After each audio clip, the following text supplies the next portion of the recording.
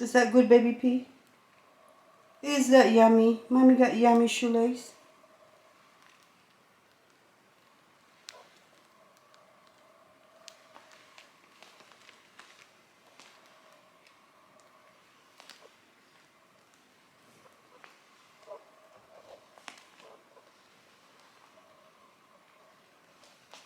You're a silly bird, eh? Doesn't matter where I go. He just wants to be with me. Either it's in on my shoulder or eating my shoelaces or my shoes. He eats all my shoes and slippers and stuff. And I'm baby pee-pee. Okay, come on. Mommy gotta go. Mommy gotta go, baby pee. Gotta go. Gotta go, Pedro.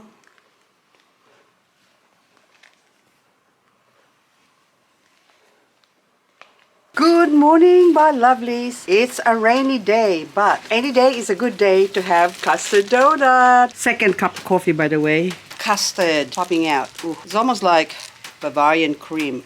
Actually, Dunkin' Donuts when I was in the Philippines, Bavarian cream is my favorite. And I bought this yesterday for hubby. He's gonna have it this morning, but he left early and forgot to have it. He went fishing. Hurrah! I got 4 days of doing videos. Yes, I'm just editing and doing videos for the next 4 days. Yummy, yummy. Pig's bummy.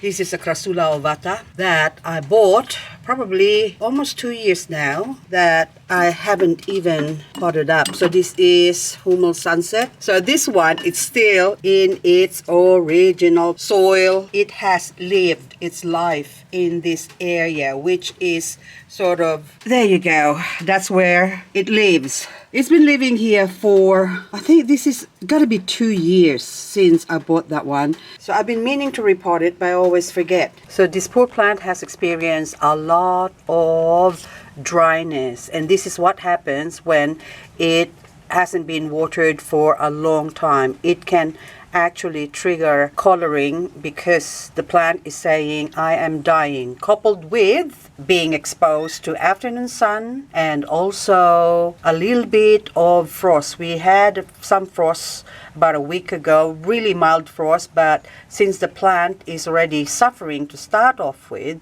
now it ends up looking like this. So this part is colored by the sun, but that part there, that is colored by frostbite, or should I say frostbite and kissed by the sun. So that's one way to color your succulent, which is Cattleya, very specific. Okay, this one is a Cattleya. This one here is Peperomia dolabriformis. This one is my oldest dolabriformis. I've had this for a while, and when I bought that, it was only like half the size. After a couple of years, it has now grown and has been grown here, and it has already experienced frost, and it is frost hardy as long as it's not fully exposed out in the garden. I need to try and see if it can survive the frost in the garden. I know it can survive the sun. It will just color up nicely. It's actually more colorful a few days ago, but I watered it. Oh look, there's a little bug. Anyway, I watered it, and so down the bottom there, the most of the plant were that color, and I watered it, I soaked it, and now it's already dry again, and it plumped up and also lost some of the color. So if you have a colorful succulent from dryness, if you keep a plant dry or a succulent dry, they will color up more because that means they're about to die, like this one here, the Peperomia Asparagula. So that dolabriformis here on the left was the same color as this tip of this Asparagula here. So this Asparagula, when I bought it, it was just like about that much. I repotted it, and now it has grown. And I tried, well, I took off, already given away a cutting of this one, and now it's already growing, and that one got hit on the top by something, but baby leaves are growing. So keeping your succulents dry will induce coloring. So this is my oldest Peperomia. This one I bought 2 months ago, and I hold off on watering it. So I haven't watered this for a couple of months since I got it. Paid $13 for it, and you can see that it has gone really dry and started to color up, because this plant, when I got this, looked exactly the same as this one. It hasn't always had a hard life. At one time it used to look like this, and then 2 months later, no watering, it looked like that.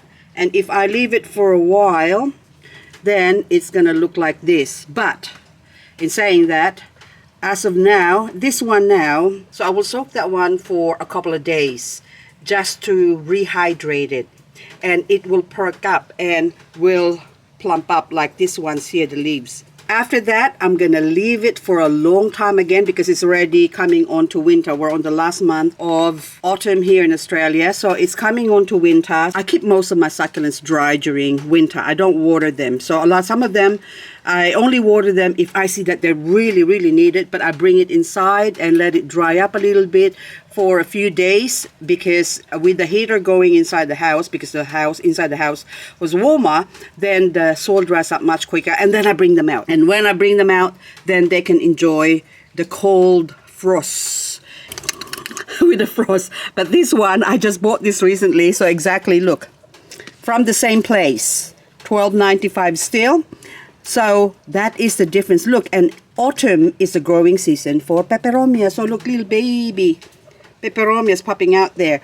And this Peperomia Graviolance here is naturally colored like this. But this one also growing at the moment. So this one is really best time to take propagation. So I'm going to propagate this one. And I'm going to take some cuttings to propagate this. So I might even do a video of showing how I'm going to turn this gangly plant into a nice, compact, bushy one. But on the other hand, if a plant is sort of a little bit well looked after, like this one up the top here. So this is another Cattleya Ovata here.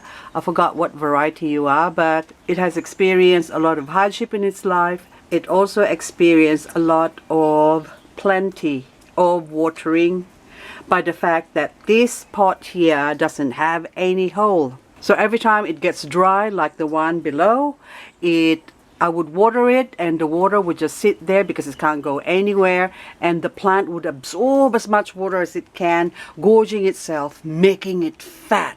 So now, after being dried up, it colors up, and being given water, it absorbs the water, and now it becomes colorful and plump. Different succulents will color up on different times of the year. Now this one, the Oxalis, slightly burned from the sun, and it's enjoying the rain, and normally that one is all like sort of purpley like that. So if it's grown in bright, no direct sunlight area, the color is more intense, like this one here. It goes like that. But if it's grown in full sun, like this one, like this area here, see how it's sort of going green? Achivia Red Sail is always beautiful, doesn't matter what time of the year, but summertime is when the color actually shows up. So the color builds up in summer, and by autumn, when the weather cools down, people start assuming that it's coloring up because of the cold, but it's actually colored up during the summertime. And now in the center, there's new growth and little patchy, blotchy spots in there, but you can see it's going green, and also the rain has a lot to do with it. The more rain it gets, the more nitrogen it gets, basically, the more it will go green. So a lot of the plants that are watered, or say for example, if you have a really colorful plant, so say for example Leticia colors with the cold. So in summer they actually go green because Sedum is a hybrid between Sedum and Achivia. Leticia is the Sedum, or the growing habits is more the Sedum. Sedums are dormant during summer. That's why the minute it gets cold, they're already sort of slightly burned from the summer. If you grow it somewhere open, if you grow them somewhere in the shade, doesn't matter what the weather is or what the season or what the temperature is, they will stay green. So this one, I had this growing up the top here, and I decided to put it down here so that it doesn't suffer from the frost, because it does suffer a little bit from the frost. So I started putting it here. It was much colorful a couple of days ago, and plus we haven't had any sun for a while. So this is the Leticia that I had last year. This was nice and beautiful before, but it suffered from the frost and it still hasn't recovered from the frost. So I'm putting it here this year now so it can grow a little bit more. Achivia Graviolance Ebony. This plant has many looks, so there's different types of ebony. That's why they are given so many different names. And these two ebony, one has got darker coloring in the leaves. It's almost like halfway compared to that other one, which is just sort of on the tip. Normally, in summertime, if we don't get rain, my ebony are just so colorful and beautiful. But this year, because we had so much rain in spring and also in summer, what happened is they got wet too much, and some of them actually experienced a little bit of root rotting because of too much rain. So here another ebony I've got growing there. You can see that it has a lot of water in it because the weeds are growing. So when the soil is wet, or if you keep your succulents wet, then they will color up less, irregardless of the season. So dry, no rain, a lot of sun, even direct sunlight will color up a lot of the succulents, except the Sedum hybrids or the Sedum. The Sedum normally in summer, they're asleep, so you can't touch them. So they are beautiful, some of them during summertime, and others are almost dying on you. Well, they're not dying, they're just sleeping. So this one is Sedum pachyphyllum. So this one just grows all those beautiful red tips like that. But during summertime, when it's asleep, this plant, and less water, is just a beautiful, gorgeous red. I had years wherein we had drought, wherein this plant, when I first started growing this, in winter when it's cold, it's just boring green, like those ones in the center there. So with no coloring, so it's mostly that color here. But the minute summer comes, they become this beautiful color, and coming onto autumn, then you would assume that, oh, it's the cold that's triggering the color with this plant. But it's not. It's because from leftover effect from the summer heat. Nana Hukumini. Okay, I've got a hat here, but it's raining. So this one is just so beautiful. So this is, the color is a little bit more dull now that it's got cold. So during summertime, Chihuahuensis or any sort of Colorata type plants, not the Colorata itself, but the hybrids, they tend to color up beautifully. The Colorata doesn't like being, hang on, I'm just going to show you. So this is Chihuahuensis here. So look at them. Oh, look at the beautiful, okay, my camera's getting wet. So the difference, should I, duh. This is better if I do it this way. So that one now, the baby Chihuahuensis. Oh, look at that other one there. It's that gorgeous. Look at the tips on that one. But anyway, that's still, once it colors up like that, and as long as you don't put it in the shade, the color stays with Chihuahuensis. Now this Nana Huku Mini, or Mini Hook, this has got like a center which is sort of greenish, and the outer is sort of more of an orangey tone red, isn't it? Like, you can see the difference? So anyway, now it's enjoying the rain. I'm gonna go there because it likes the sun. Now let's go to the Colorata. Colorata in summertime doesn't like, or this is one plant that actually loves the shade. It colors up more in the shade. So this is still the effect of summer bleaching. So this Colorata is already a baby.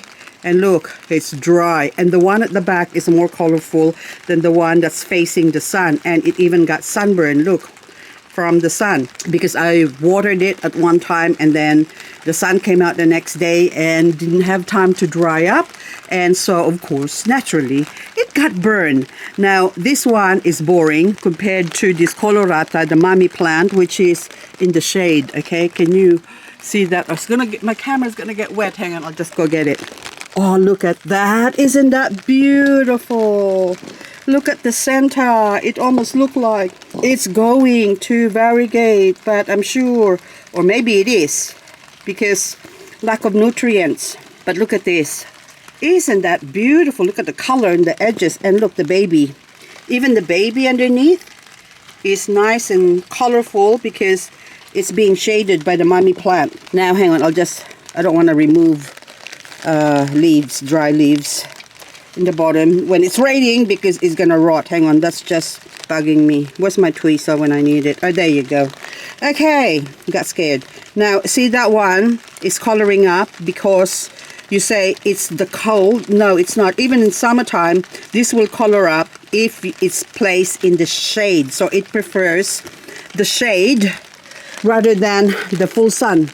And in autumn, you can see that other one now, even though it's out in the open because it doesn't like the sun, even though it's cold, it gets cold because the temperature is down, it still did not color up. Anyway, I just saw something that caught my eye, that yellow one there. What are you? This is one of my, are you orange eyes or Puli Lensi? Puli Lensi. Okay, hang on. There you go. Wow. Pulidornis and Linsayana. I have one in the shade that's more colorful than this one. So this one, my Puli Lensi. Hang on, let's go look at where's the other one? I had a whole bunch of Pulidornis Linsayana somewhere. I was just looking at it a couple of days ago and now I can't find it because I was supposed to do a Pulidornis video. But then, anyway, I got distracted by something. So different plants will color up differently, and even this blue metal. The blue metal colors up because of the soil that it's in. And also, I haven't watered it for a while. Now it's being watered. So, oh, look at that. How beautiful. Now there's also a blue metal, different color. Now this one, in the rain, they love the rain, but they can't handle the frost that much. They will get damaged by the frost. So I'm gonna put this away when when we had forecast frost. Look at all my propagated babies. Anyway, this one is my original plant. What are you? Red something banana. Anyway, guys, that's all I've got for now. And okay, where am I going? I better finish my coffee that's already cold. I'm sure it's cold. And oh, I still love my bluebird that has a baby. Okay. Oh, so many plants. Oh, yes, you're still alive. I keep checking on my Compton carousel. And I don't want you to die, but I need to keep an eye on you just to make sure you don't die. Dry leaves. Medina. Oh yes, Medina. This is one plant that doesn't care whatever the season. In summer, it's actually more colorful. So this one was much brighter color. This is already a baby from that mommy. So I started with one Medina that grew into this big Medina, which is like a cluster that needs to be separated Medina, and has produced babies and babies. So during summer is the height of its beautifulness, and during winter, especially now it's getting wet, or autumn, it starts to fade the color. Maybe it's just because we had so much rain, but normally in the shade this plant doesn't color up. That is a Medina just starting to color up. This is actually a baby from the variegated one. But anyway, guys, that's all I've got for you I'm sure I've got another one. Oh, hang on. Something caught my eye. My Victoretta. That's all that I've got left with my variegated Victoretta. The mother plant has died. I chop it, and it did not produce babies. So this is the last of my Victoretta Variegata. Oh, beautiful plant. Gorgeous. Look at the variegation. It's just gorgeous. Oh, Tea2 Buns. Oh my goodness. So I should probably do a pink video. Sulian has requested before, can you do a pink video of different pink succulents?